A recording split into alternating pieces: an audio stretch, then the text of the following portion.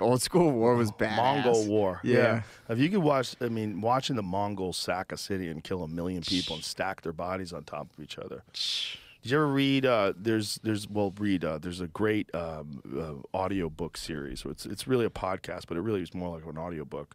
Dan Carlin's Hardcore History. Yep, I love his podcast. Did you ever hear Wrath of the Khans? No. It's the best one. Oh, really? It's okay. the best one. I'll listen It's to it. all about Genghis Khan and his family and what cool. they did. Dude, they killed 10% of the population of Earth while he was alive. They killed so many people that they affected the carbon footprint of human beings on Earth. When they do core samples of the Earth, there's like a considerable decrease in the carbon layer on Earth when Genghis Khan was alive because they killed so many people. Why would he do that? He was a bad man. What an asshole. Very bad man. Very bad man. And, you know, he fucked so many women and raped so many women that his genes are in a high percentage of the people that still exist there today. It's something nuts, right? What was we've Googled this before. What is the number? It's something crazy. Jamie will find it. But when he was alive, they killed somewhere between 50 and 60 million people. Jeez. Yeah. Like 10% of the world's population. Yeah. Like 1 out of 10 people on Earth was killed by the Mongols. That's going to take me a minute to digest. So a 2003 study found evidence that Genghis Khan's DNA is present in about 16 million men alive today. The Mongolian ruler's genetic prowess has stood, that's a nice way of saying he raped a lot of people, his genetic prowess, has stood as an unparalleled accomplishment, but he isn't the only man whose reproductive activities will still show significant genetic impact centuries later. Yeah, and what's crazy is that was like one of the superpowers of the world that everyone was terrified of, the Mongol Empire. And now, nothing. Yeah. Like, no one's scared of the Mongols. Yeah. It's like, I mean, obviously they're scared of Mongol fighters and they're tough people, but there's no, like, considerable army. Yeah. Which is really crazy if you think about that. It is 1,000 crazy. years ago, if you went back and talked to them, they're like, we're going to be running this shit forever. Yeah.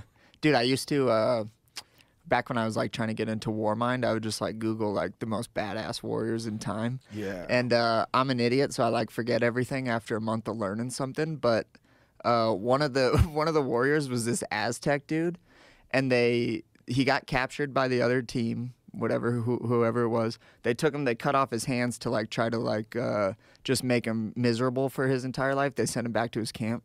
This guy like glues on knives onto his hands and then just commits the rest of his life to just like killing all of these people that like did that. And that to me Jesus Christ. Yeah, this might be him. Boldly. Jesus Christ. According to legend, after his right hand was cut off by the Spanish, Galvarino boldly held up his left hand, offering up for his captives to amputate. Oh, after his right hand was cut off, he offered up his left hand to the captives to amputate. He displayed no emotion as it was cut off, and his facial features recorded no pain. The Spaniards ordered him to return to, I can't say that word. How's that? How do I say that word? Coplican, to urge him to surrender. Wow. Yeah, but I'm pretty sure that this dude like glued on like knives on his hands, and because that's like the type of dude that I was trying to like become sometimes, you know, where I'm like, yeah, my life is committed to like, you know. Look at that. Yeah, like that. That is wild. Imagine being that guy though, and just like having that amount of hatred inside of you to be like, you know what, we're gluing these on and we're going back. Jesus Christ. Yeah, that'd be crazy. I guess when you kind of, I sometimes think when you grow up in a society like that and like there's not a lot going on, you probably get pretty bored and like commit your life to weird stuff like that. Well, I bet he was committed to that the way you're committed to fighting. Yeah, It's probably the same kind of thing. Like if you're going to be a warrior, you have to be all in, and you got to know there's other warriors like you out there, and you got to be better than them. Yeah. Or harder than them. When I had Tyson on, I brought up Genghis Khan, and his fucking eyes lit up. He knows so much about like Genghis Khan.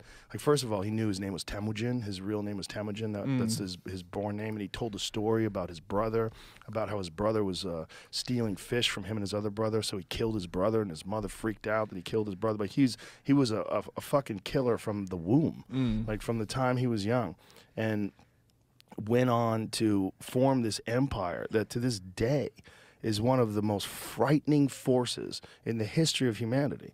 Like what they did, there was this guy who was the Shah of Charisma had sent an emissary to Jin, China, to go to see whether or not they should invade or conquer them, or what was going on there. And as they were headed to the city, they saw in the distance what they thought was a snow-covered mountain.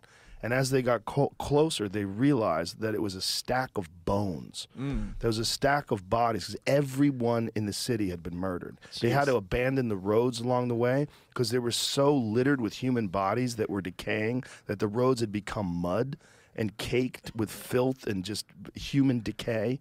There was like decaying people had destroyed the roads. Dang. There was so much decay that the roads had become mud. Dang, that's a pretty sad time in history to Oh my probably God. be a part of. They would set up outside of cities, of walled cities, and just camp out until people ran out of food. Yeah. And then when they started killing people, they would put them on a catapult, light them on fire, and launch them onto the thatched roofs to start the buildings on fire.